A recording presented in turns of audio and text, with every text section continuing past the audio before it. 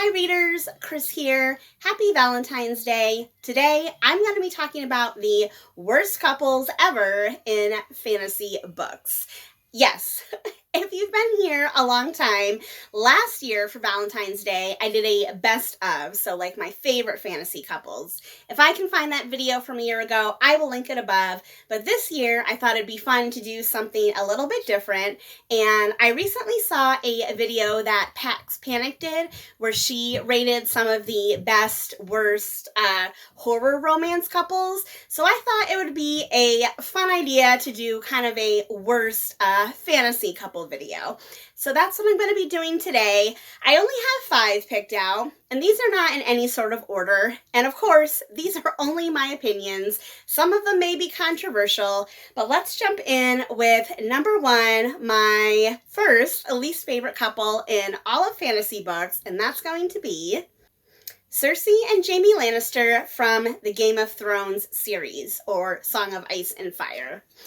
Before I jump in, I'm just going to say really quick that I will be talking some spoilers about the books that I mention here. I will be putting chapter times down below, so if you really don't want to know anything whatsoever, you can always jump to the next one.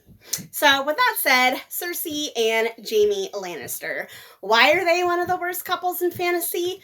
Well, I guess, first of all, it's because they're brother and sister. I mean, there's no way to sugarcoat that. They are brother and sister, and they have a romantic and sexual relationship throughout A Song of Ice and Fire. If you've seen the TV show, if you've read the books, you know this, not a spoiler, but whatever.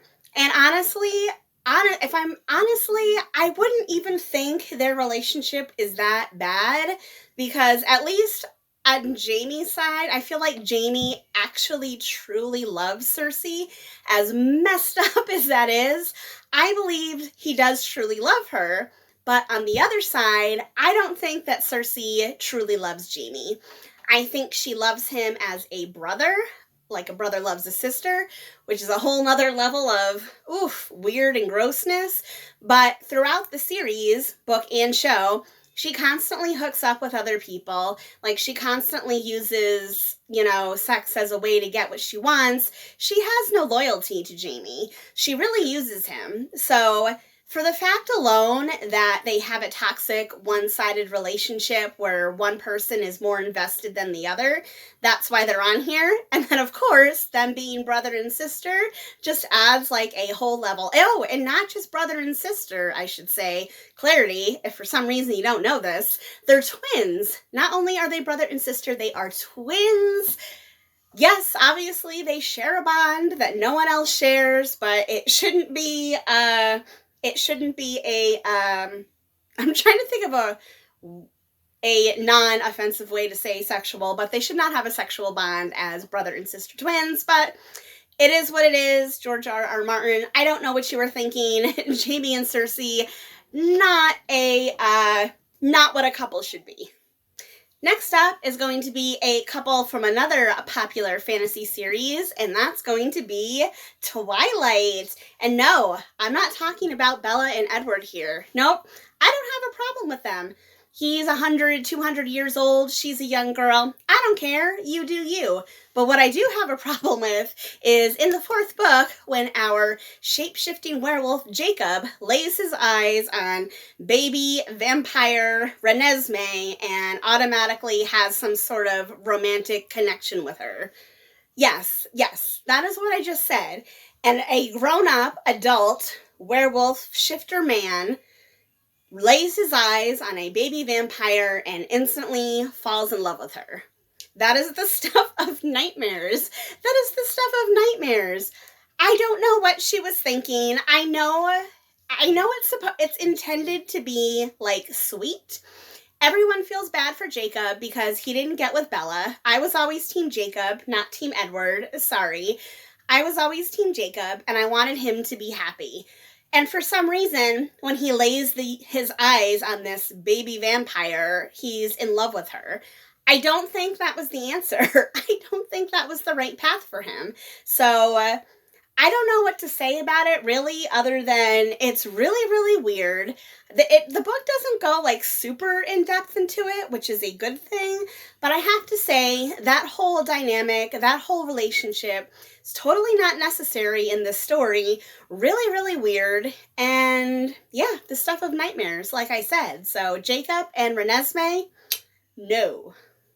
Next up, I have another super popular YA series, and that's going to be the Shadowhunter world, specifically the Mortal Instruments series by Cassandra Clare. What couple could I possibly be talking about here? There are so many. And yes, in my previous video, Magnus Bane, Alec Lightwood, one of the best couples in YA fantasy ever. But my least favorite in this story, and I know this might be a little bit of a controversial pick, is actually going to be Clary and Jace. Clary is our main character, and Jace is her main love interest, and I really don't like their relationship. I really don't like them. It is the stereotypical, like, Clary's like just an average girl, and Jace is like, you know, the hot shadow hunter guy, and blah, blah, blah, blah, blah. So there's that whole dynamic, which I'm really just like roll my eyes at this point. But again, kind of similar to Game of Thrones, there is a point in this series where they set up that Jace and Clary have the same father.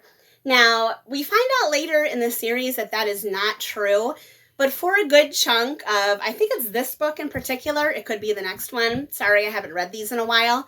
But there's a good chunk of this series where Clary and Jace think that they're related. They think that they're related. They're not actually related, so that makes it okay when they hook up later on. But for a period of time, they think that they're related. They know that they can't keep their hands off each other. They know that they're in love. It makes this really super weird dynamic. I don't know why this was included in this book. And it's funny because I feel like the first time I read this series, when it first came out, I was a little bit younger. It didn't really bother me as much. But now that I'm older, like looking back on it, I'm like, yeah, that's really weird. Really weird. I don't know why that's in here. And honestly, even though they find out later on, like, hey, we're not related, we can actually be together, there's just still a part of me that thinks it's kind of weird. So I never really got on board the Clary and Jace train. I much prefer the other couples in this series, Magnus and Alec. They're my favorites. Even Simon and Izzy, I like way more than them. Pretty much any other couple in this series, I like more than Clary and Jace. So sorry to say it, but yeah, that's why they are on my list. Super annoying. This next one pains me to talk a little bit about because it is from one of my favorite series of all time, and that's going to be the Wheel of Time series. So again, another series that has a ton of relationships in it, and we have our main character, Rand, who's involved with not one, not two, but 3 different women. 3 women Rand has a romantic relationship with. And you know what? I'm okay with that. I'm okay with that. His first woman, Min, her name is. I like Rand and Min's relationship. Totally fine with that one. Number 2, Avienda. I love Rand and Avienda's relationship. Have no problem with that one whatsoever. But number 3, Elaine. Elaine and Rand, their relationship makes no sense, and I don't get it. So, if you don't know anything about this series, we have a very classic fantasy chosen one type series where Rand is the chosen one. This series is super, super long. This is book, 14? This is book 14 out of this series. So, there has been a whole bunch of character development, and there's a lot of stuff going on. And yes, Rand finds himself in love with 3 different women. And the one that I have a problem with, Elaine, is a princess. She's a princess. So the whole, like, the guy has to get the princess, I feel like that's the only reason that she is there. Out of the 3 women that I mentioned, Elaine is the least interesting out of them. I really, don't care about her that much. Avienda is a super cool warrior chick from a, nomadic desert tribe. She's freaking awesome. Min is a She's a very masculine type character. Like, she's very, short hair, wears men's clothes. She's kind of set up to be either like a bi or type character. Love her, and I love her relationship with Rand. I feel like Elaine doesn't really bring anything to the relationship, so I don't know why she's there, other than, again, because the hero has to get the princess. And that's kind of how I see their relationship, so if it was just Rand and the other two, I would be okay with that. But for some reason, the Elaine one, it just doesn't work for me, so that's why Rand and Elaine are on this list. And last but not least, another one that may be controversial, but my least favorite couple in all of YA fantasy right now is going to be Alina and Mal from the Shadow and Bone series. Yes, the Grishaverse. Alina and Mal. I talked about the series a lot last year because I read the initial series, I watched the TV show that was on Netflix. Here's the thing. Alina is a blank slate of a character, first of all, so she's not even really that interesting to begin with. And then Mal, on the other hand, he is even worse. He has absolutely nothing going for him. He starts out the series like he doesn't care about Alina, and then goes to, well, if I can't have you, then no one can, then turns into like a pathetic puppy dog following her every step, then turns into he's supposed to be this, special guy. I don't like him. I don't like Mal, and I don't like Alina and Mal together. And the Darkling is my favorite, but obviously the Darkling and Alina can't end up together because he's the villain and she's the hero. But there are other options for Alina. There's Nikolai. I really like him. He's kind of a swashbuckling, roguish character. I could see Alina and Nikolai together. Like, there were other options for Alina. Mal was her childhood sweetheart, so she never could, get past that, which I think is a shame because Alina, I think you deserve better than Mal. Their romance is super boring. Probably the most boring on this list. There's just nothing there. There's no fire or passion. It's just super boring, super bland, and one of the worst things about this series.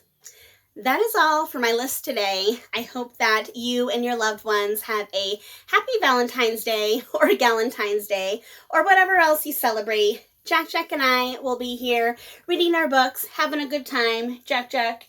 Oh, thank you, Jack. Thank you so much. Jack, can you wish a happy Valentine's Day to everyone? He just woke up, so he's probably a little sleepy. If you like this video, please give it a thumbs up. If you're not already, please subscribe to my channel. Jack and I would very much appreciate it, and I will be talking to you later. Happy reading. Thank you, Jack. You're such a sweet boy. Yes, you are. You're so sweet. Yes, you are.